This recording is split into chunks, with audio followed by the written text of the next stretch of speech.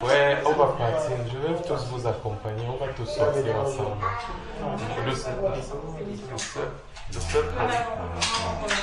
Il veut savoir comment se passe le baptême. En fait, comme la parole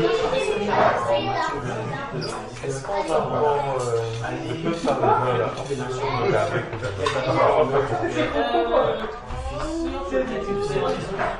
j'imagine que c'est une relation et parce que quelque part dans le Corinthiens, je ne sais pas, où il dit baptiser au nom de Jésus-Christ. Par rapport à ça. Voilà, il me dit, est-ce qu'on doit dire, je te baptise au nom du Père, Dieu Tout-Puissant, au nom du Fils Jésus-Christ, au nom du Saint-Esprit. D'accord. C'est la manière dont c'est fait en fait. D'accord. Si tu ouvres la Bible, on va voir quelques façons. On va voir quelques versets qui parlent du baptême.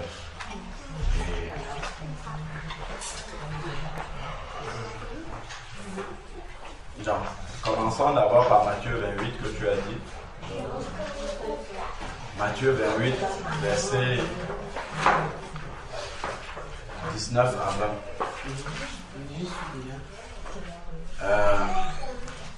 Matthieu 28, verset 17 à 20. Pardon, verset 19 à 20. Est-ce que tu peux lire? Oh, ok. Oui, c'est pas. Tu es sûr? Que les Amen.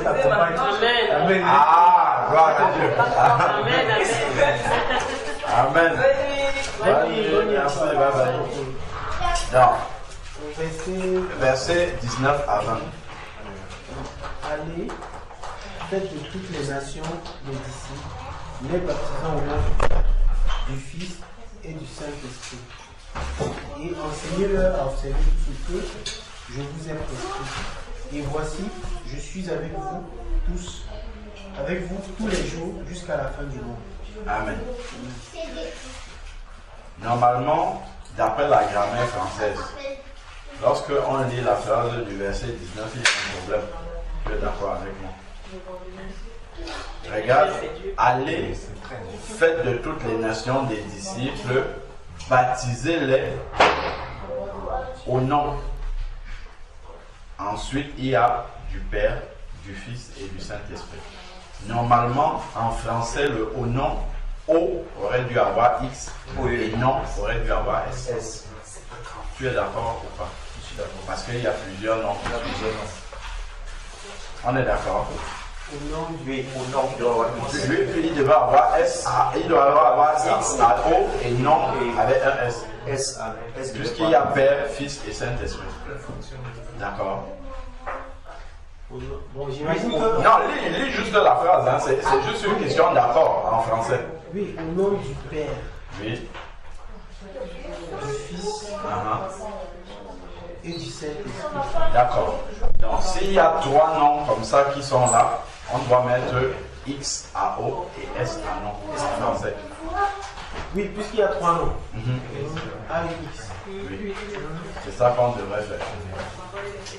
Donc, en fait, si le baptême devait se passer comme tu dis, au nom du Père, au nom du Fils, au nom du Saint-Esprit, on devrait avoir un X ici, là, un S là. D'accord?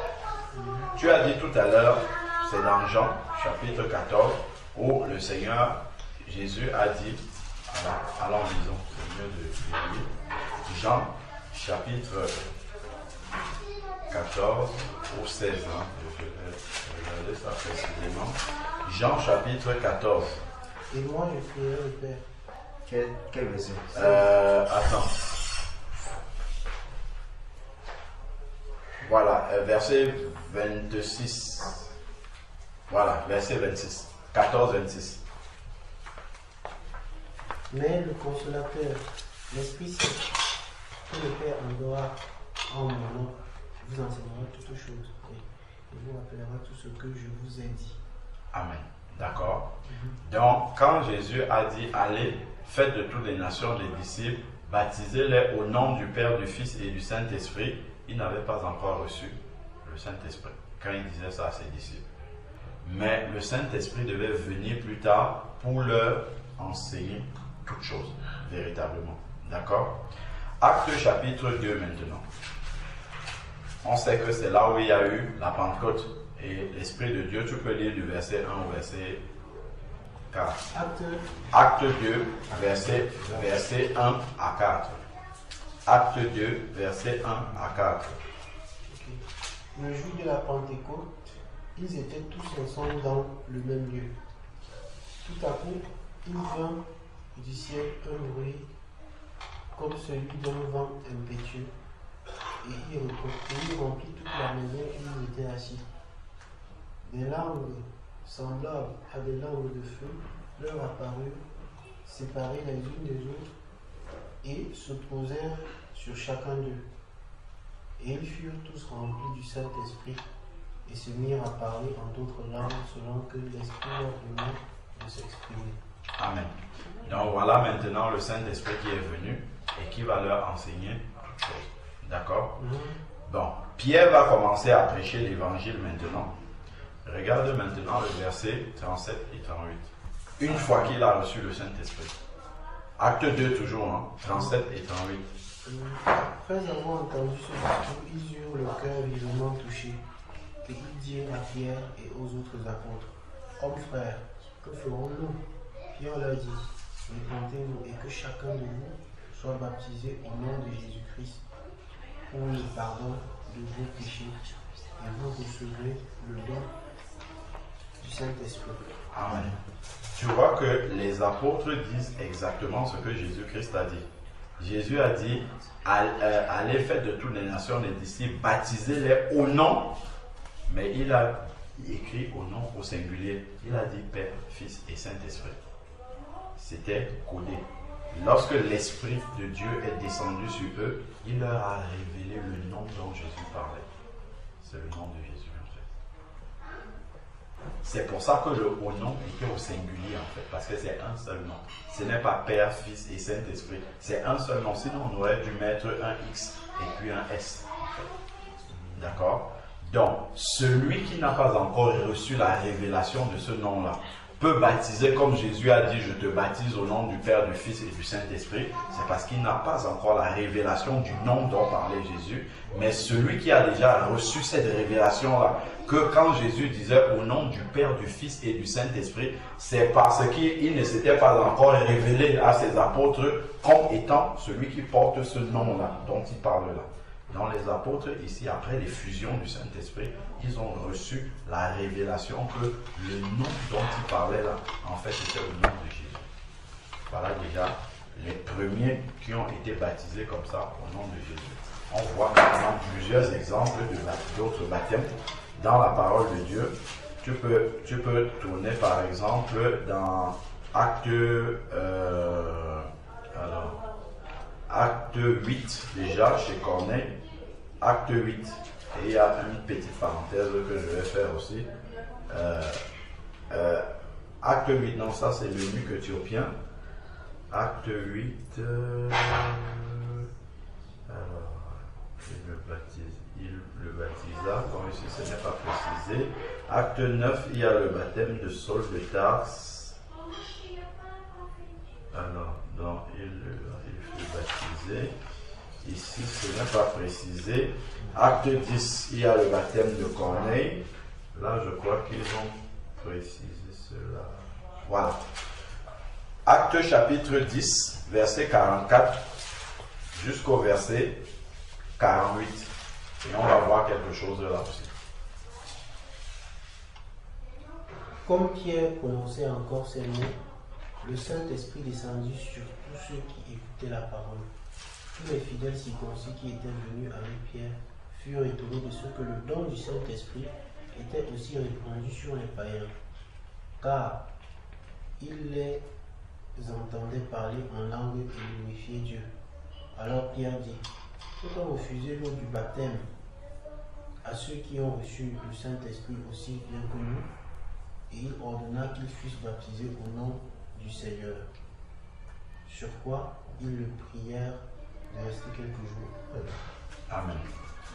Donc, on voit ici en fait que Pierre a demandé de les baptiser au nom du Seigneur parce que l'Esprit de Dieu lui avait déjà révélé quel est le nom dont parlait Jésus. Quand il a dit Père, Fils et Saint-Esprit, mais le au nom en fait est resté au singulier parce que c'est un nom en fait qui correspond à Père, Fils et Saint-Esprit, et ce nom-là c'est le nom de Jésus. Donc c'est après que l'Esprit de Dieu a révélé aux apôtres quel était ce nom-là. Donc celui qui n'a pas encore cette révélation-là, il va rester sur ce que Jésus avait dit. Mais celui qui a compris que le nom dont parlait Jésus, c'est son propre nom, c'est le nom de Jésus. Quand tu pries, à la fin de nos prières, qu'est-ce qu'on dit? Au nom de Jésus. Tout ce que vous faites, faites-le au nom de Jésus. En parole, en pensée, en acte, tout ce que vous faites, faites tout au nom de Jésus. Donc même le baptême, c'est au nom de Jésus. Celui qui baptise au nom du Père, du Fils et du Saint-Esprit, le baptême n'est pas faux, puisque Jésus aussi l'a dit, mais c'est simplement qu'il n'a pas encore la révélation du nom qu'il y a derrière. Donc quand on a cette révélation-là, on baptise au nom de Jésus. Et donc ça équivaut à la même chose que Père, Fils et Saint-Esprit. Maintenant, ce sur quoi je voulais attirer notre attention dans ce passage-ci, c'est que les premiers versets nous expliquent que, tu peux lire le verset 1 et 2, juste ça. Toujours acte 18, 1 et 2. Il y avait à Césarée un homme nommé Corneille, centenier de la cohorte dite italienne. Cet homme était pieux et craignait Dieu avec toute sa maison. Il faisait beaucoup de monde au peuple et priait Dieu continuellement. Amen. Ça, c'est quelqu'un qui connaît Dieu. C'est quelqu'un qui aime Dieu. Quand Dieu le voit comme ça, Dieu peut le laisser comme ça. Si c'était nous, on allait dire, ben ça, c'est quelqu'un qui connaît Dieu. Il n'a pas besoin de plus que ça, il faut juste qu'il continue comme ça. Mais qu'est-ce que Dieu a fait? Dieu, si tu lis la suite, juste pour nous économiser la lecture parce qu'il est tard, Dieu lui a donné un songe dans lequel un ange est venu lui parler. Il lui dit, envoie des personnes qui travaillent, tes serviteurs là, à tel endroit pour aller appeler mon serviteur qui s'appelle Pierre. Il va venir te dire des choses. Et donc, Corneille, qui connaissait déjà, qui aimait Dieu, mais qui n'avait pas toute la lumière sur le Seigneur, a obéi à ce que l'ange lui a montré. Il a envoyé ses serviteurs. Et de l'autre côté, Dieu a parlé aussi à Pierre. Quand les serviteurs sont arrivés, il a compris qu'il fallait qu'il parte avec eux. Il est parti avec eux. Et si on lit le début, quand Pierre est arrivé, Corneille lui raconte qu'un ange est venu me parler. Il m'a dit d'envoyer mes serviteurs venir t'appeler pour que tu viennes chez moi. Parle maintenant, dis-moi ce que Dieu a à me dire. Pierre a donc commencé à lui décortiquer les Écritures.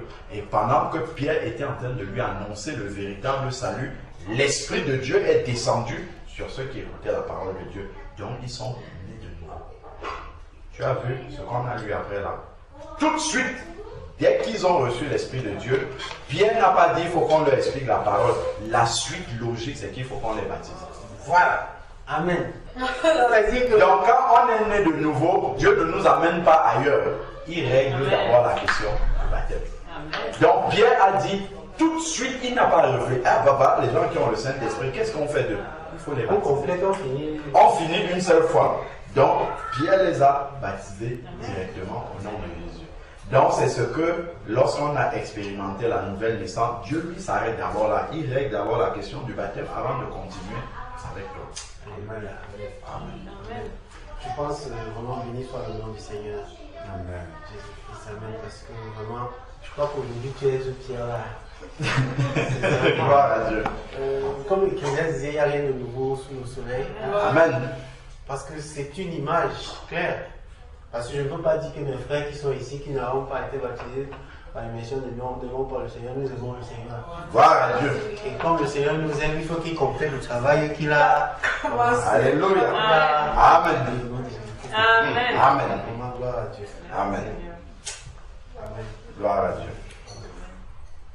Donc la question est réglée maintenant. Non, depuis longtemps, c'est depuis hier que c'est réglé. Gloire à Je Dieu. vais encore revenir sur un passage d'avant et je vais te laisser lire.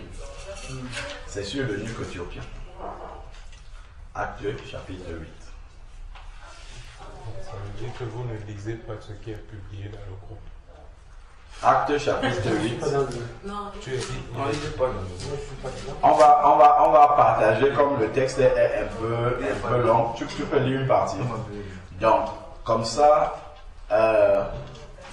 tu vas lire, Capo va lire du verset 26 au verset 35.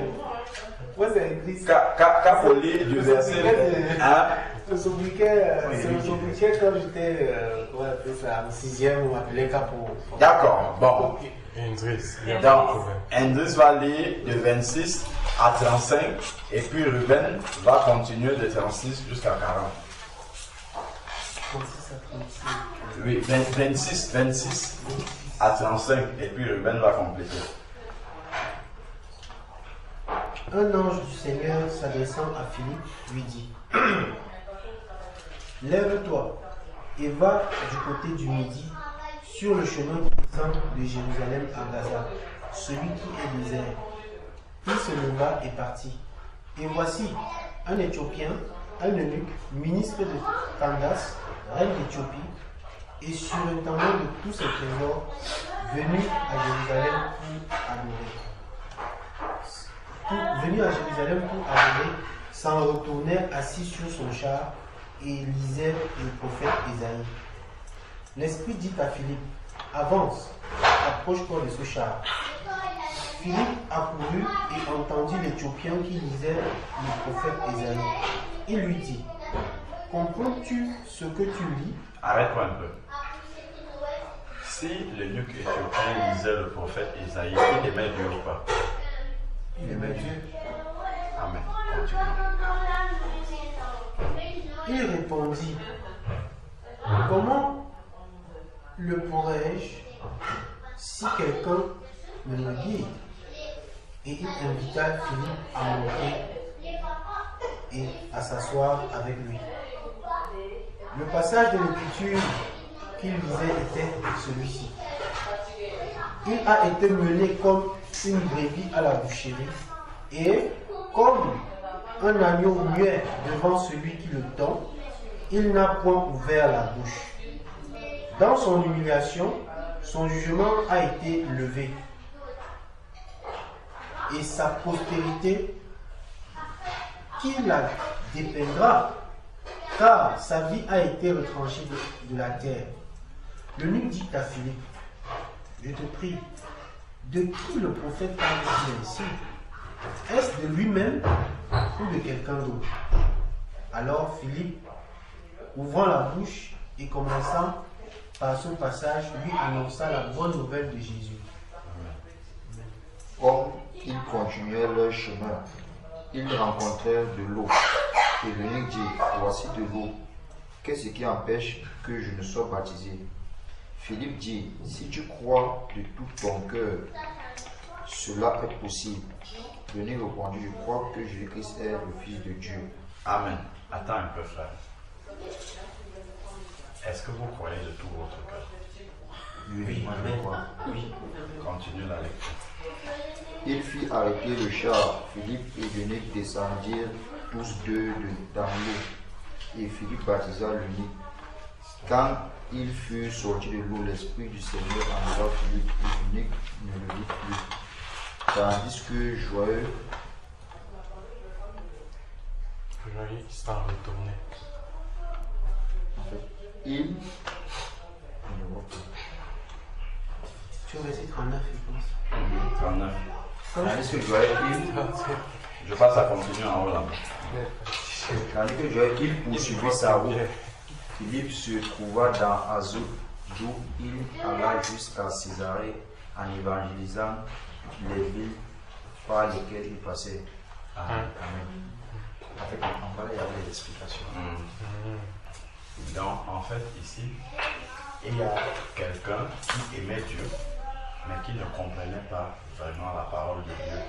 Comme pour Corneille, Dieu a toujours envoyé un de ses serviteurs. Là-bas, c'était Pierre. Ici, là, c'est Philippe qui est envoyé pour lui expliquer véritablement les Écritures. Et ensuite, quand l'eunuque voit l'eau, il comprend que Dieu peut finir le travail. Et c'est lui qui pose la question maintenant, voilà l'eau, est-ce qu'il y a encore une condition à réunir? Et Philippe lui dit, si tu crois de tout ton cœur, cela est possible. C'est-à-dire, si là où tu es là, tu te repens de tes péchés, c'est possible là tout de suite. Et l'eunuque n'a pas dit, je m'en vais d'abord réfléchir. Il lui dit, je crois de tout mon cœur, je suis prêt. Immédiatement, il a fait arrêter le char, ils sont descendus dans l'eau. En même temps, Dieu a fini avec lui. C'est comme ça en fait que Dieu agit. Si on est prêt, le Seigneur, il règle cette question-là et il passe à autre chose maintenant avec nous. Il commence à entrer dans les Écritures avec nous. Donc quand Dieu voit qu'on le cherche, mais qu'on n'est pas encore conforme avec lui, il envoie toujours un de ses serviteurs pour nous éclairer sur ce qui nous manque. Et une fois qu'on est éclairé dessus et qu'on obéit, on continue le travail.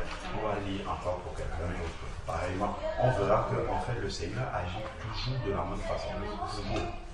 Regardons le cas de Apollos. Également, lui prêchait même déjà au travail. Ça va rejoindre le cas dont tu parlais tout à l'heure. Prenons Actes chapitre 18, verset 23 au verset 28.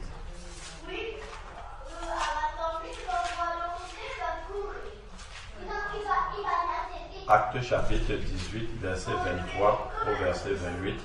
Si l'un de vous deux peut lire cette portion-là. Lorsqu'il eut passé quelque temps à Antioche, Paul se mit en route et parcourut successivement la Galatie et la Phrygie, fortifiant tous les disciples. Un juif nommé Apollos, originaire d'Alexandrie, homme éloquent et versé dans les Écritures, vint à Éphèse. Il était instruit dans la voie du Seigneur et ferme d'esprit. Il annonçait et enseignait avec exactitude ce qui concerne Jésus. Bien qu'il ne connaisse que le baptême de Jean, il se mit à parler librement dans la synagogue. Aquilas et Priscille, l'ayant entendu, le prirent avec eux et lui exposèrent plus exactement la voie de Dieu. Comme il voulait passer en Achaïe, les frères l'y encouragèrent et écrivirent aux disciples de bien le recevoir. Quand il fut arrivé, il se rendit par la grâce de Dieu très utile à ceux qui avaient cru, car il refutait vivement les Juifs en public, démontrant par les Écritures que Jésus est le Christ. Amen. Donc on voit un juif ici qui s'appelle Apollos, qui enseignait la parole de Dieu avec exactitude. Il y a quelque chose qui est dit là. Verset 24, un juif du nom d'Apollos, originaire d'Alexandrie, homme éloquent versé dans les Écritures, était arrivé à Éphèse. Verset 25, il était instruit dans la voie du Seigneur et fervent d'esprit. Il annonçait et enseignait avec exactitude en ce qui concerne Jésus-Christ. Mais il y avait un problème. Tout en ne connaissant que le baptême de Jean. Il enseignait déjà avec exactitude. Il refutait. Dieu aurait pu dire, mais ça c'est mon disciple, il n'y a rien à faire. Il faut seulement qu'il continue le travail. Mais la parole précisait que par rapport à son baptême, ce n'était pas conforme à la parole de Dieu. Donc il y avait quelque chose à rectifier par rapport à son baptême. Et voilà donc comment Dieu va envoyer Priscille et Aquilas pour l'exhorter par rapport à juste cette partie-là qui n'était pas en règle avec le Seigneur. Pour qu'il mette ça en règle. Regardons ici. Il se mit à parler ouvertement, verset 26, dans la synagogue. Priscille et Aquilas l'ont entendu et ils ont compris, puisque la Bible nous dit qu'il y avait un problème. Son baptême, comme on a vu dans Acte 19, là, les disciples que Paul aussi avait rencontrés, qui n'avaient été baptisés que par le baptême de Jean, Paul les a baptisés au nom du Seigneur Jésus-Christ.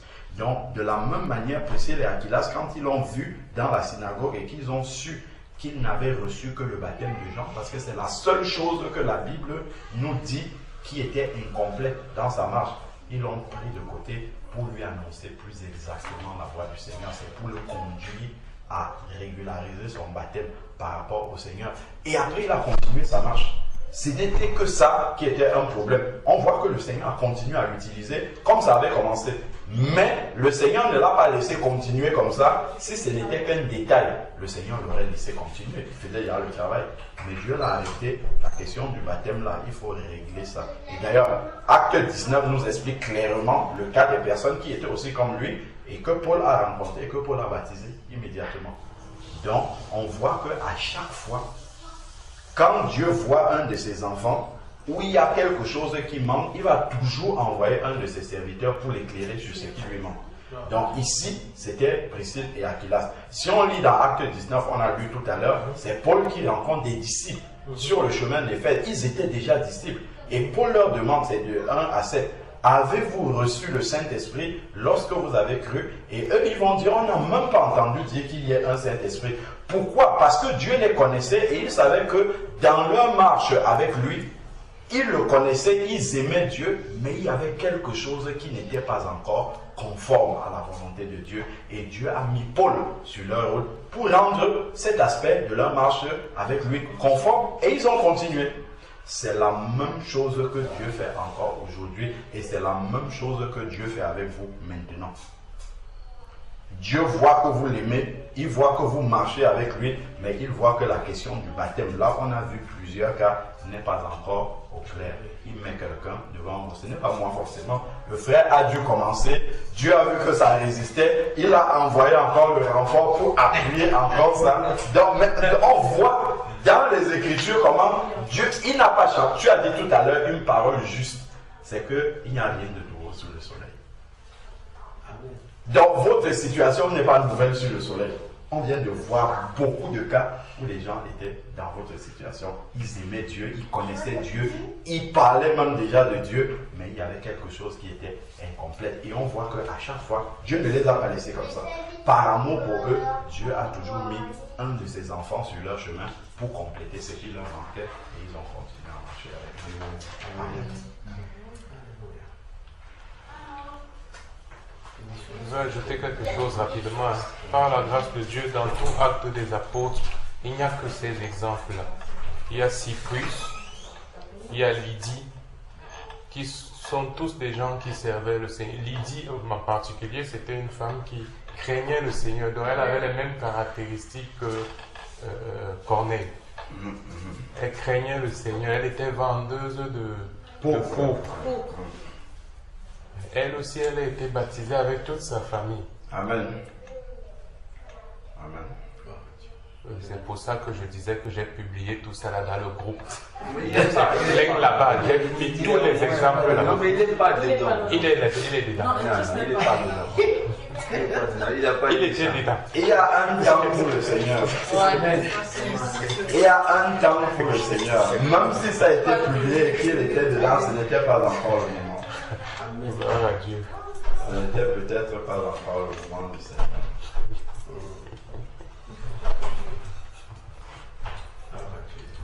Il y a beaucoup d'eau ici au Maroc, comme pour le mieux que Éthiopie. Il y a beaucoup Il y a d'eau ici au tellement Maroc. de Qu'est-ce qui empêche que je sois baptisé? baptisés.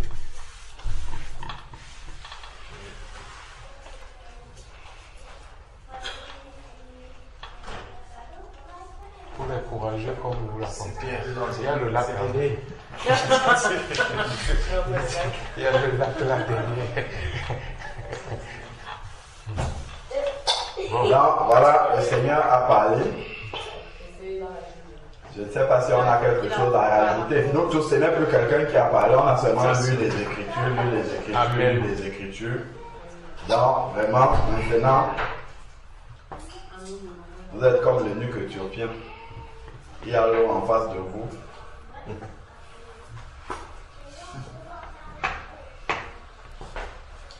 Bien aimé, je puis vous rassurer qu'en ce qui me concerne personnellement, c'est déjà arrivé. Et maintenant, j'attends de régler certaines choses. Amen. Amen. Moi, en ce qui me concerne,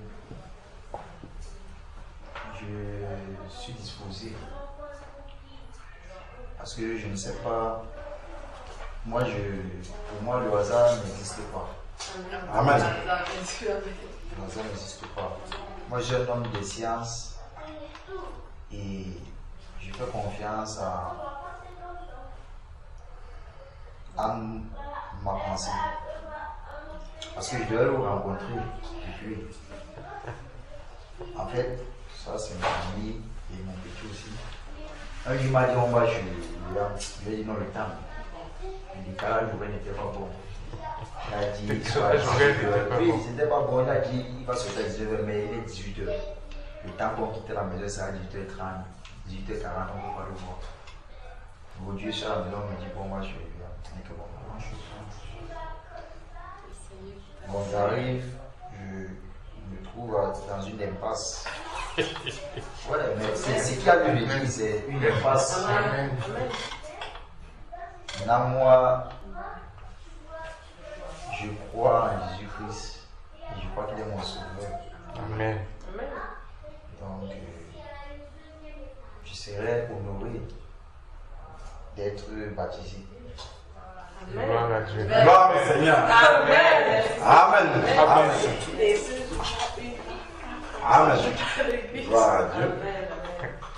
C'est ça que tu dis là, c'est bien. Amen. Amen. C'est ça. Qu'est-ce qu'elle a dit?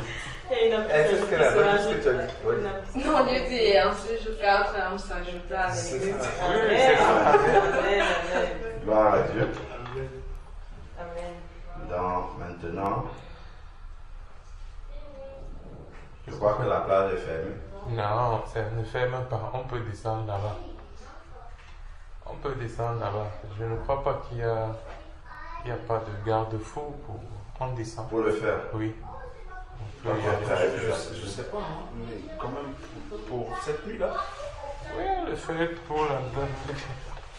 pour les geôliers, ça se fait la nuit. Non, en fait, c'est pas ça. En fait, c'était juste par rapport à eux là-bas. Je sais pas trop si Mais c'est pour ça que je posais la autorisé, question. en fait. Mhm. Parce qu'il est Le quand même, côté où nous sommes allés aujourd'hui, je ne sais pas. Mhm. Mais l'autre côté, là où on est en train de faire les travaux, moi je me suis souvent retrouvé là-bas la nuit. Hein. Karine, l'autre côté là, c'est la nuit, non? Quand on était passé par là. Il y a des gens, il y a souvent des gens. Qui vont jusqu'à l'eau, là-bas. Oui, qui marchent même au bord de la plage. le temps d'y aller.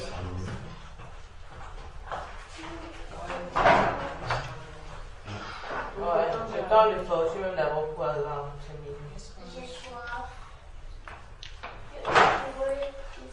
Frère Alain, qu'est-ce qu'on fait?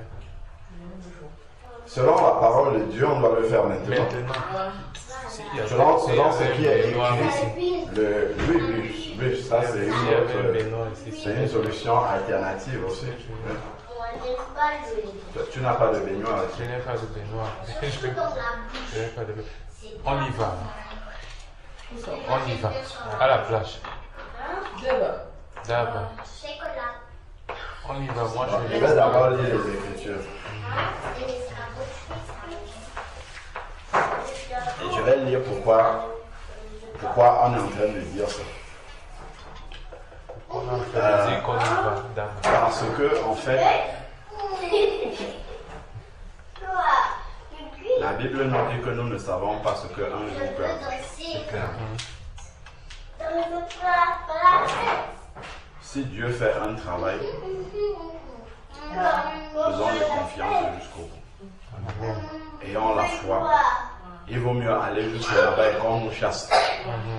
Que là, on soit conscient que Dieu a dit non, ce n'est pas pour ce soir, plutôt que de dire on met ça demain matin. Et demain matin, il y a autre chose qui arrive. Lisons la parole de Dieu par rapport à un apôtre qui s'est retrouvé dans la situation où nous sommes là maintenant.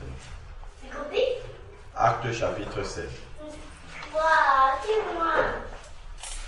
Acte 16. Si tu peux prendre la Bible pour lire. Acte chapitre 16. Parce que il ne faut pas oublier que lorsque Pharaon a laissé partir le peuple. C'est quand le peuple a commencé à partir qu'il s'est rendu compte qu'il avait fait une erreur. Et il a rassemblé les chars d'Égypte.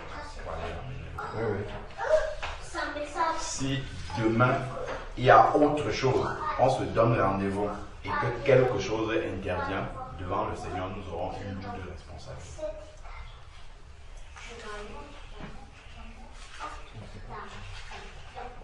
Est-ce qu'on est un par rapport à ce que nous sommes en train de dire là? C'est important de savoir que les choses spirituelles, il faut le prendre spirituellement. Il faut qu'on oublie ce que la chair nous dit et ce que le confort nous dit. Même s'il y a un frère qui a une baignoire ou quelque chose qu'on connaît, on va mettre ça devant le Seigneur. On sait qu'on a fait notre part parce qu'il y avait une part qui appartenait à Dieu. Dieu a fait ce travail. On a vu comment ça a commencé. Et on a vu comment Dieu, lui, l'a fait sa part. Donc, il ne faut pas que notre part, qu'on se dise que c'est impossible parce que Dieu sait pourquoi il a fait ça de cette façon. Acte chapitre 16. Acte 16. Oui. Acte chapitre 16. Du verset 28 au verset 34. Acte 16, 28 à 34. Mais Paul cria d'une voix forte, ne te fais point de mal, nous sommes tous ici. Alors le geôlier, ayant demandé de la lumière, entra précipitamment et se jeta tout tremblant aux pieds de Paul et de Silas. Et il fit sortir et dit, Seigneur, que faut-il que je fasse pour être sauvé? Paul et Silas répondirent, crois au Seigneur Jésus et tu seras sauvé, toi et ta famille. Et il lui annonça la parole du Seigneur, ainsi qu'à tous ceux qui étaient dans sa maison. Il les prit avec lui à cette heure même de la nuit. Il leva leurs plaies, il lava leurs plaies, et aussitôt il fut baptisé, lui et tous les siens. Les ayant conduits dans son logement et leur servit à manger, et il se réjouit avec toute sa famille de ce qu'il avait cru en Dieu. Amen. Donc ils ont cru, le geôlier et sa famille la nuit, et l'apôtre n'a pas attendu le lendemain pour les conduire dans les eaux du baptême. En fait, il y a plusieurs cas de figure que nous pouvons voir. Lorsque nous voyons par exemple Karine Bernadette, vous êtes préparés, c'était prévu. Donc, on sait que pour vous, il n'y a pas de problème. Donc, on programme, c'est tel jour, à telle heure, on part, on le fait. Et il y a d'autres personnes, comme par exemple Gaëlle, quand elle est arrivée, si on disait Gaëlle, bon, on te donne rendez-vous demain, ça serait une erreur devant, parce que le Seigneur a travaillé là sur le champ et il faut aller jusqu'au bout, en fait. C'est comme pour Ruben. Ruben n'est pas venu ici, on a vu comment ça a commencé, il n'est pas venu dans l'intention de se baptiser du tout. Il n'est pas venu dans cette disposition-là du tout. Et Dieu a commencé à faire un travail et on voit comment le Seigneur est en train de conduire ce travail. Donc voilà pourquoi, même si ma chair me dit qu'il faut laisser et attendre demain, l'esprit me dit qu'il ne faut pas faire ça. Il vaut mieux qu'on aille là-bas. Si on voit qu'on nous interdit de le faire, on comprend que la volonté de Dieu, c'est que nous attendons le même matin et qu'à la première heure que nous allions faire ce travail-là. Mais si on part et que c'est possible maintenant, on le fait et puis tu rentres chez toi dans la joie et sauvé comme le geôlier. Alléluia. Amen. Tu as un habit de rechange pour Oui, bien sûr, c'est pas ce qui peut manquer. La voiture est grande. Le taxi, On va prendre le taxi. T'inquiète, pas trop de monde, vous allez rentrer. Non, ceux qui peuvent, même si on n'est que deux, trois plus lui. Il n'y a pas de problème. Par contre, pour la scène, Attention. Pour le repas du Seigneur, on peut mettre ça même demain. ok. Ça va mieux d'être Oui. Oui, demain, on va faire ça.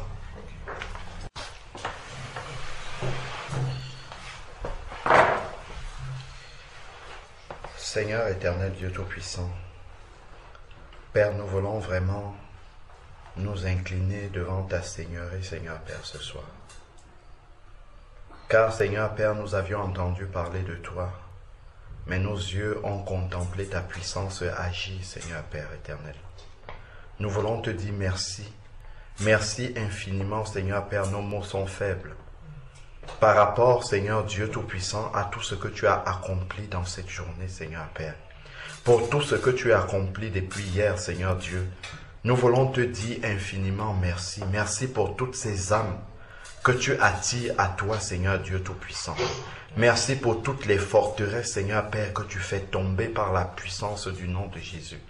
Seigneur Père, merci infiniment, Seigneur Père, de ce que tu as combattu dans l'invisible, Seigneur Père, pour délivrer les captifs, pour renverser, Seigneur Dieu Tout-Puissant, toutes les forteresses que nous n'aurons même pas pu imaginer que cela puisse être possible. Seigneur Père, nous te disons merci. Merci infiniment, Seigneur Dieu Tout-Puissant, que ce que tu as commencé dans la vie de ces brebis, de ces âmes que tu as attirées à toi, Père, que tu puisses continuer ce travail, que ces âmes achèvent victorieusement leur course en Jésus-Christ, Seigneur Père éternel. Que rien, Seigneur Dieu, ne vienne les détourner du chemin étroit qu'elles ont choisi aujourd'hui. Seigneur Père, nous bénissons ton Saint-Nom.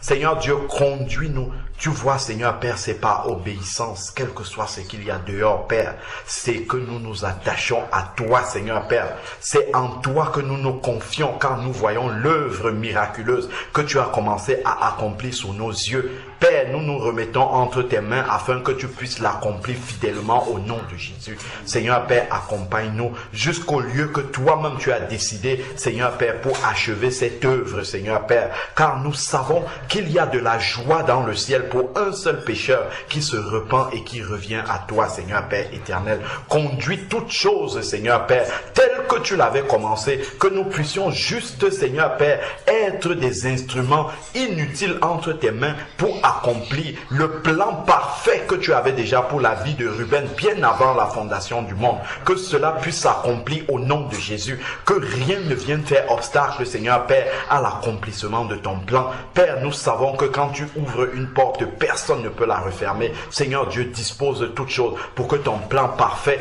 pour la vie de ton fils Ruben puisse s'accomplir au nom de Jésus. Père, nous voulons te prier pour toutes les personnes qui étaient en ce lieu ce jour. Père, pour toutes les paroles que tu as données aux uns et aux autres pour s'édifier. Père, merci pour toutes les semences qui sont tombées dans les cœurs. Nous avons l'assurance que ta parole ne sort pas et ne retourne à toi sans avoir accompli ses effets. Seigneur Dieu, nous avons la conviction que cette parole, Seigneur Père, va germer dans les cœurs où elle doit encore faire du chemin, Seigneur Père éternel, et que cette parole va produire du fruit, Seigneur Dieu, du fruit qui demeure jusque dans la vie éternelle. Père, nous glorifions ton Saint-Nom parce que l'œuvre que tu as prévue pour chacune des personnes qui étaient en ce lieu aujourd'hui, Père, tu vas l'accomplir au nom de Jésus. Que aucune de ces paroles qui a été prêchée ne puisse tomber à terre, même une seule miette, Seigneur Père, ne soit perdue. Que aucun cœur, Seigneur Père, ne puisse résister à la puissance de ton esprit, Seigneur Père éternel. Seigneur Dieu, car tu dis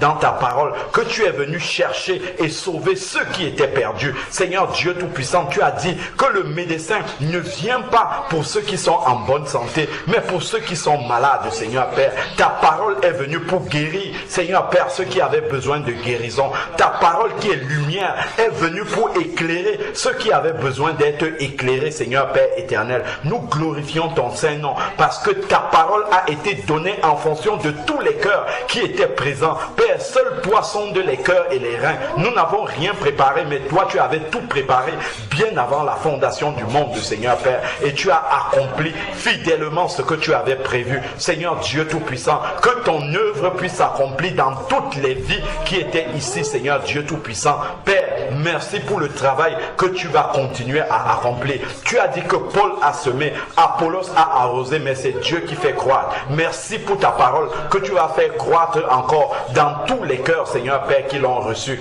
Père, que toute la gloire te revienne. Nous remettons encore ceux qui sont déjà partis entre tes mains. Conduis chacun jusqu'à son domicile. Seigneur Père, accorde une nuit paisible à chacun, un sommeil réparateur, et continue à parler dans les cœurs, même dans le sommeil. Seigneur Dieu, continue. S'il y a des paroles qui ont été données, qui n'étaient pas justes, qui n'étaient pas à droite, qui n'étaient pas adaptées, que ton esprit continue à expliquer cela, à clarifier cela dans les cœurs, afin qu'aucune résistance, Seigneur Père, ne puisse être opposée à ta parole, mais que les cœurs puissent s'ouvrir, Seigneur Dieu, comme des petits enfants pour recevoir ta parole. Car tu as dit que si vous ne vous convertissez et ne devenez comme ces petits enfants, vous ne pouvez être mes disciples, Seigneur Père. Que toutes les personnes reçoivent ta parole comme des petits enfants et se convertissent à toi. Père, que cette maison qui nous accueille, que ta paix puisse toujours y demeurer au nom de Jésus. Père, que toute la gloire te revienne